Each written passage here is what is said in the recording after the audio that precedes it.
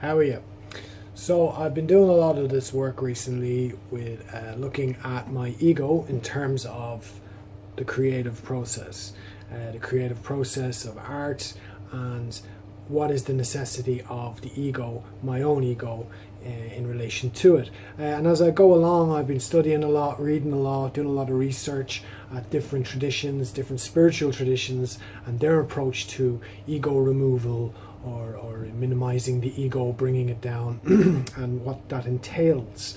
I see a lot of people online, kind of, spiritual wannabe type people kind of pushing this agenda that it is something to remove, that the ego is like, it's almost like it's some organic thing living in their body that they're trying to get rid of. And my own particular understanding of it is it's not really like that.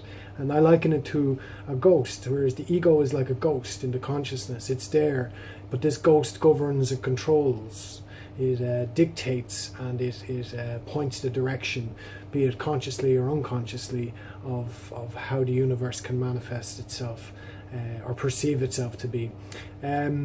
So utilizing the art process, which no doubt is filled with delicious ego, and it can be quite challenging, And as I process and as I go along, I find myself at different stages, and I think the stage I'm at right now is a level of sensitivity has come over me, where I can see areas in my being that are governed and controlled by ego, be it a super critical ego or a pretentious ego of want to be this and want to be that, of how the world and how I want the world to view me, and how I think the world views me, and how I act on that basis then. And it can bring up a lot of emotions, be they positive or negative, but they rise up. And a great spiritual person I met before, Anne Wood, she's a sound healer based in Wicklow, an incredible being. And she always likened to this process like a snake shedding its skin, and it's painful at times, and but it needs to be done. And the snake sheds its skin, and the new life begins, and the new skin grows. But for a period of time, it's tender, it's sore. So I'm thinking back to those times when Anne was saying these things to us, and yeah, it's definitely like that. As I shed the layers of my ego, or attempt to, in perhaps the most egocentric way, I get tender and I get sore, and it's there. The memory is there. The memory of stuff is imprinted into my being, and I'm looking at how I project that then, how I project that onto art, what is communicating in my artworks, from the place where I've been. Now, the viewer may not be even conscious of this, or are they? Does it transfer over in ways, So it's been an interesting process, very beneficial. But the sensitivity rises, and I see the ego in myself, and I see the ego in others, and I can't help myself at times.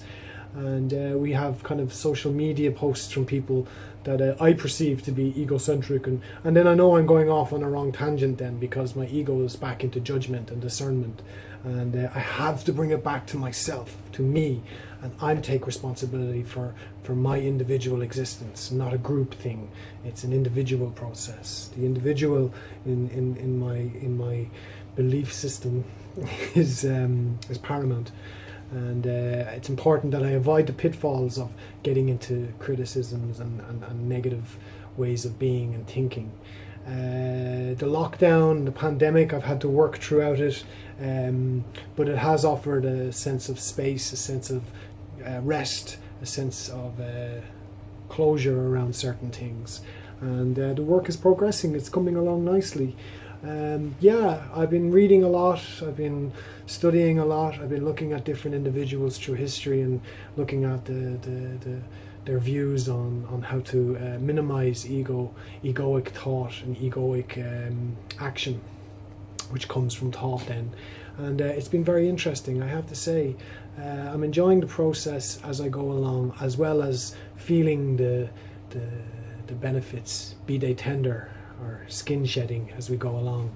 So yeah, thanks very much for subscribing recently. I got a lot of subscribers recently. I'm very, very indebted to that. If you want to keep updated, just subscribe, like and comment, and I'll talk to you all soon.